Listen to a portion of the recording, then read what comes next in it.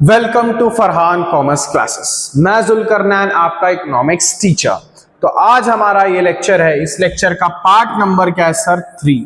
Lecture part 3 है। इसके पहले हमारे और 2 लेक्चर डल चुके हैं। आप YouTube पे जाएं, उस लेक्चर को सबसे पहले पढ़ के आएंगे, फिर इस लेक्चर को यहाँ से कंटिन्यू करेंगे तो आपको जो कॉन्सेप्ट है वो अच्छी तरीके से समझ में आएगा।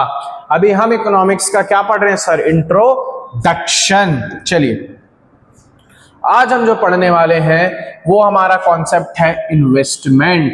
What is investment? किसके बारे में सर? व्हाट इज इन्वेस्टमेंट लिखते हैं। Investment refers to the increase in stock of capital और कैपिटल फॉर्मेशन। ये कहता है कि जब स्टॉक में, क्या कह रहा है? जब स्टॉक में, investment refers to increase in the stock of capital, जब स्टॉक में किसके? कैपिटल के इंक्रीज होता है तो हम उसे कहते हैं इन्वेस्टमेंट। या तो कैपिटल फॉर्मेशन मतलब जो आपके कैपिटल गुड्स है उसमें और ऐड ऑन करते हैं, ठीक है, उसको क्या, या तो आप कैपिटल गुड्स बनाते हैं, तो ये सारी चीजों को हम क्या कहते हैं सर? इन्वेस्टमेंट कहते हैं। वापस से, investment refers to increase in stock of capital और कैपिटल फॉर्मेशन। जब कैपिटल में कुछ इंक्रीज होता है तो हम उसे क्या कहते हैं? क्या कहते हैं? इन्वेस्टमेंट कहते हैं। क्लियर है? चलिए, अब आते हैं हम इसके इक्वेशन पे। किस चीज पे सर? इसके इक्वेशन पे देखेंगे। क्या देखेंगे इसका इक्वेशन? इसका इक्वेशन क्या कहता है? I is equal to delta के।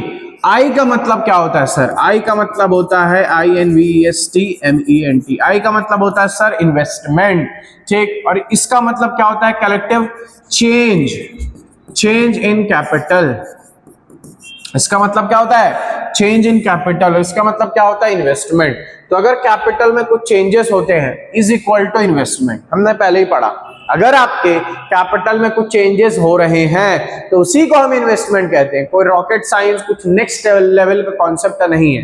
ये कहता है कि investment is equal to change in capital. आपके कैपिटल में कुछ चेंजेस हो रहे हैं, उसको ही हम इन्वेस्टमेंट कहते हैं। इंक्रीज हो रहा है capital. I refers to investment. ये जो है डेल्टा, इसका मतलब क्या होता है? चेंज, और के मतलब होता है कैपिटल। इस दोनों को कलेक्टिव हम कहते हैं change in capital is equal to investment. अगर कैपिटल में चेंजेस हो रहा है, कैपिटल इंक्रीज हो रहा है, तो हम उसी को क्या बोलते हैं सर? इन्वेस्टमेंट बोलते हैं। ये आपके सामने उसका क्या है? इक्वेशन है।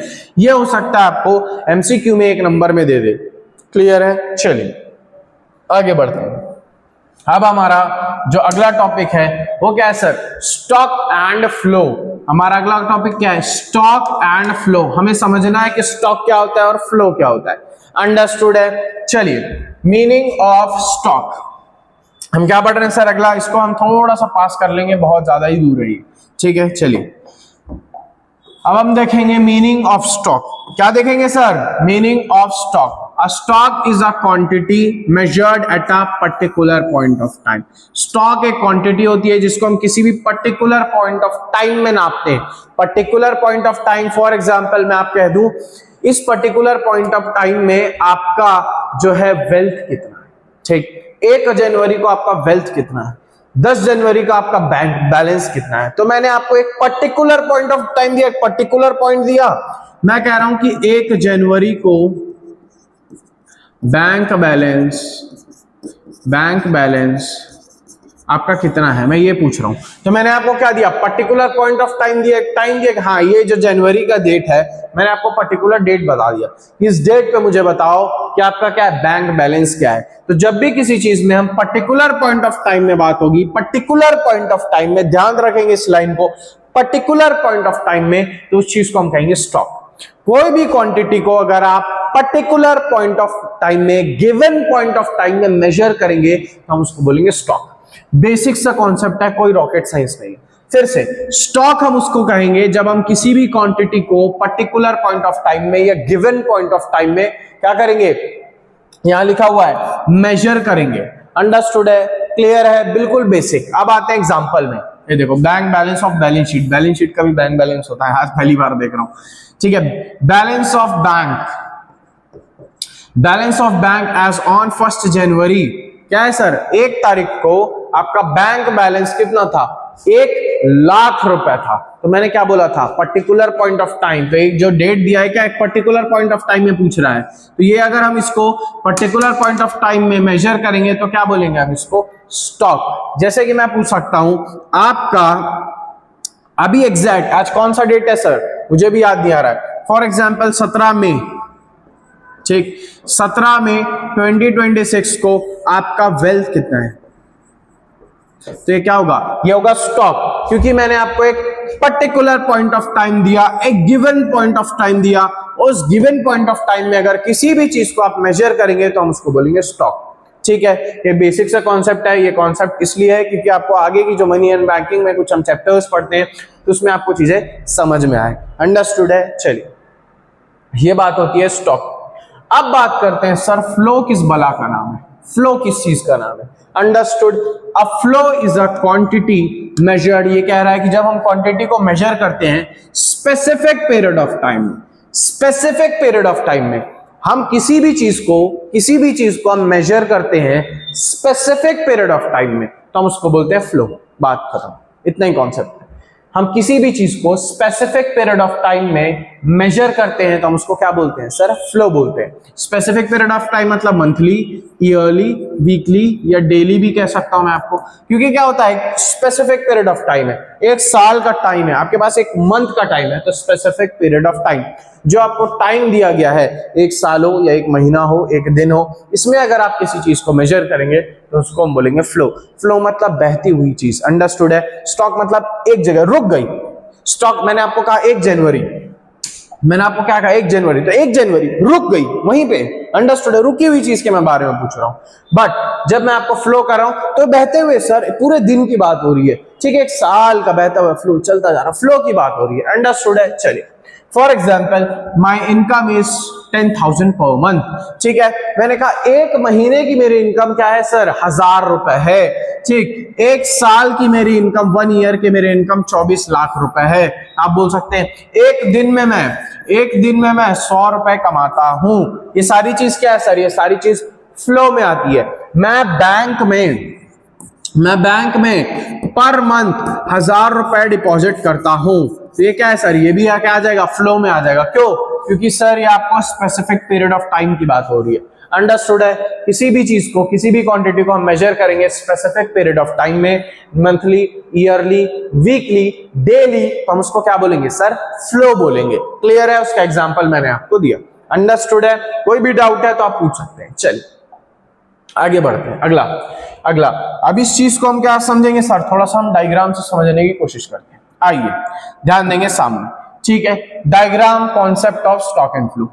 ये जो है इसको मैं थोड़ा साइड कर दूं, ऐसे ना समझने में थोड़ा सा दिक्कत होगा क्योंकि ये पहले से बना हुआ है, ठीक है, तो आपको एक्सप्लेनेशन इधर आएगी, मैं आपको समझाता हूं। देखिए, मैंने बैंक में मैं 10,000 रुपए, क्या बोला सर, 10,000 रुपए पर मंथ में डिपॉजिट करता हूं।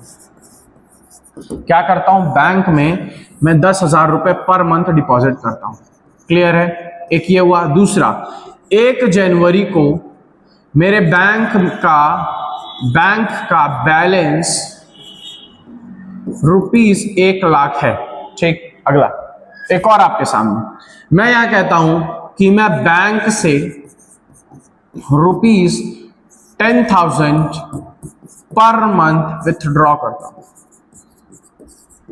अब मुझे बताइए इसमें से स्टॉक कौन सा है और फ्लो कौन सा है? आप बिल्कुल गेस कर सकते हैं। क्यों? क्योंकि स्टॉक में क्या कह रहा था सर, जो आपको पीरियड ऑफ टाइम जो गिवन है, इधर आइए, सॉरी, पॉइंट ऑफ टाइम।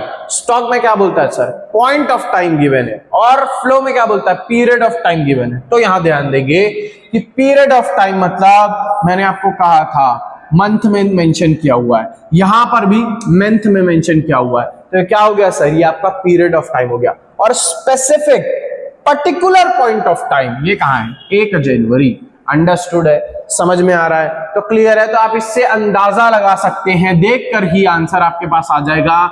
ये फ्लो है सर, ये आपका क्या है सर, ये आप इसको स्टॉक कह सकते हैं। किसको? इस वाले को आप स्टॉक कहेंगे, और इसको क्या है सर, आप फ्लो कहेंगे। अंडरस्टूड है? इसमें आपको ध्यान रखना है पॉइंट ऑफ टाइम और पीरियड ऑफ टाइम। जैसे अभी 2 सेकंड पहले आपने देखा होगा, मैं भी थोड़ा सा कंफ्यूज हो गया, तो ये चीजें रहती है क्योंकि जो वर्ड है वो एज इट इज सेम है। आपको एक कहता है पीरियड ऑफ टाइम और एक कहता है point of time. Period of time किस में आता है, फिर ध्यान रखेंगे, वो आता है फ्लो में। एक पीरियड ऑफ टाइम के बारे में बात हो रही है, जैसे कि मंथ हो गया, ईयरली हो गया, understood. Particular point of time, एक पर्टिकुलर पॉइंट ऑफ टाइम में, जैसे कि 1 जनवरी, ठीक है, या कोई डेट मेंशन होगा, अंडरस्टूड है, समझ में आया। चलिए अब हम इसको जरा सा सामने लेकर के आते हैं और इसमें कुछ चीजें हम देखने की कोशिश करते हैं। चलिए क्लियर ऑल कर लेते हैं हम, इसमें इसको इंपोर्ट कर लेंगे, बहुत टाइम जाएगा इंपोर्ट करने में। चलिए